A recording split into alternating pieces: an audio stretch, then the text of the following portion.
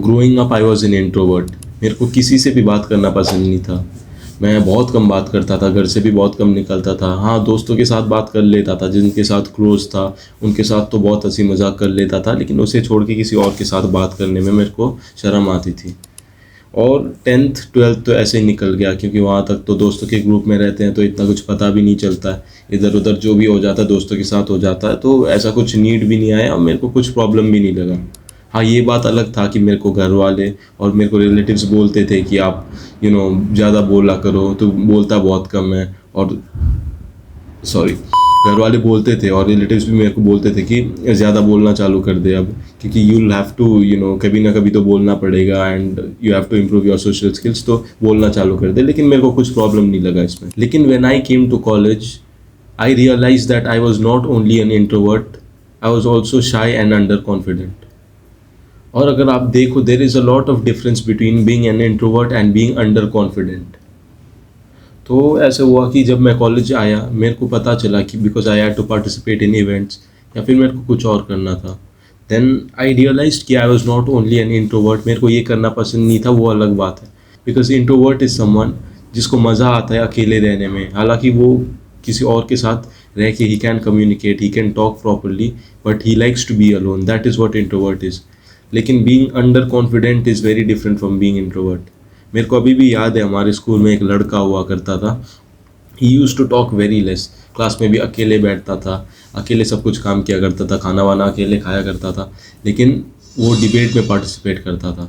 And he was the best speaker I have ever seen till date.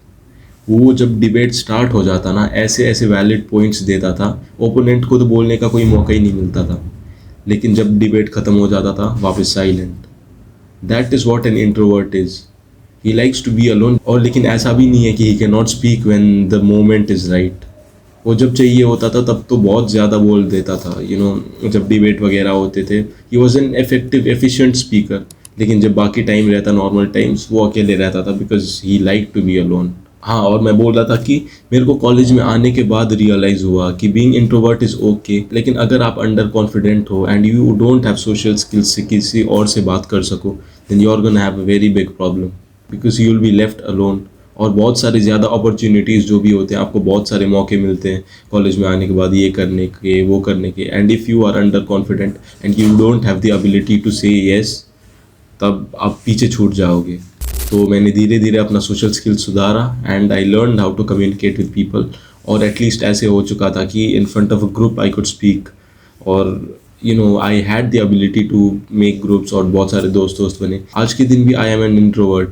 ज़्यादातर time मैं room के अंदर ही रहता हूँ, लेकिन ऐसा भी नहीं है कि मेरे दोस्त नहीं है। और बस इतना फ़र्क आया है कि I can speak with people और I can communicate where it is necessary and I will not hesitate to speak in front of the stage if required. देखो, आप भी कभी इंट्रोवर्ट रहे हो तो आपको भी आपके घर वालों ने या फिर किसी ने तो कहा होगा कि बोलना चालू कर दे, कब तक ऐसे शांत रहेगा। क्या कई लोग तो ऐसे भी बोलते हैं कि खड़ूस है ये बोलता ही नहीं है। They think we are arrogant, और वो सोचते हैं कि हमें ऐसे मज़ा आ रहा है किसी और को रिप्लाई करके इग्नोर करने में। बट रियलिटी ये है कि we like to be alone and we are not even worried about the other person. देखो, आपके आसपास आपके लोग, रिलेटिव्स, पेरेंट्स, ये सब बोलेंगे that it's not okay to be an introvert, कम बोलना अच्छा नहीं है, and they will tell you कि यू हैव टू स्पीक। और वो गलत भी तो नहीं है। It is okay to be an introvert. देखो, मैं कहता हूँ it is okay to be an introvert. It is okay to enjoy your own company. It's okay to be alone and enjoy your company and enjoy being alone. लेकिन it is not okay to be underconfident. जहाँ पे चाहिए, जहाँ पे need आती है, if you're not able to speak there, और अगर आप वहाँ पे hesitate कर रहे हो, then that is a problem.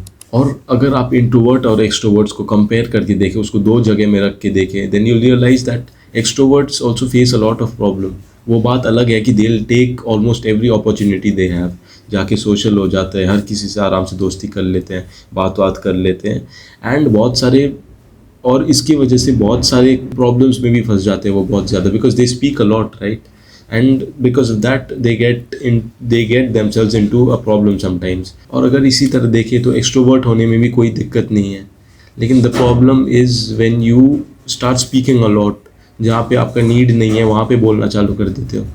आप उस ग्रुप में बैठे हुए हो वहाँ where you are not accepted, और वहाँ भी आप बहुत ज़्यादा बोले जा रहे हो, trying to impress people, that is wrong. आप खुद ही सोच के देखिए, एक सिनेरियो है जहाँ पे एक बंदा है, वो बहुत कॉन्फिडेंट है, ही इज़ कॉन्फिडेंट, लेकिन वो बहुत कम बोलता है, अकेले अकेले में रहता है, वो बहुत कॉन्फिडेंट है फिर भी। और दूसरी जगह एक लड़का है, वो भी काफ़ी कॉन्फिडेंट है, पहले वाले के बराबर कॉन्फिडेंट है, लेकिन वो क्या करता है कि बहुत ज़्यादा बोलता है, हर किसी ग्रुप में रहता है, हर किसी को इम्प्रेस करने की कोशिश में रहता है।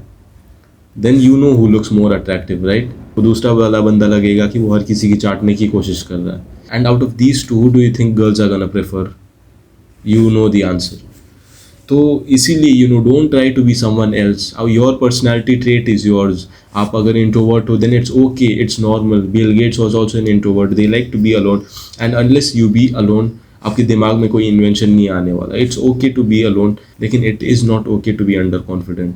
आप इंट्रोवर्ट हो ये चलता है, लेकिन इफ़ यू हेजिटेट अलॉट, आपको सोशल, कहीं भी सोशल होने में या फिर आपको कहीं भी स्टेज वगैरह में जाने में दिक्कत आती है, then you are under confident, not introvert. ये याद रख लो। एंड बहुत ज़्यादा एक्सट्रोवर्ट होना भी इज़ नॉट ओके। हाँ, इसमें कोई बुराई नहीं है कि आपको दोस्तों के साथ रहने में, सोशल होने में बहुत मज़ा आता है, लेकिन इसका मतलब ये भी नहीं है कि हर जगह आप मुंह मारते रहो और जहाँ ज़रूरी नहीं है वहाँ भी बोलते चलो। इससे देखने में ऐसा लगता है कि आप चाटने की कोशिश कर रहे हो। क्योंकि आप खुद ही नोटिस करके देखो, अगर कोई बंदा है ऐसा जिसके पास बहुत नॉलेज है, he knows a lot of stuff, और आपके लाइफ में किसी को भी उठा के देखो जो ऐसा है, who knows a lot of stuff, और उसको नॉलेज है काफ़ी चीज़ों की, वो ऐसे हर जगह मुंह मारते नहीं चलेगा। He is gonna be more silent and he is gonna be more down to earth, क्योंकि उसको पता है क्या है चीज़ें। तो अगर आपको कोई कहता है ना कि ज़्यादा बोला कर या फिर थोड़ा कम बोला कर, इट्स ओके, उनको कहने दो, लेकिन ज़रूरी ये है कि आप जहाँ ज़रूरी है वहाँ पे बोल रहे हो या नहीं। So that's it for today, thanks for watching.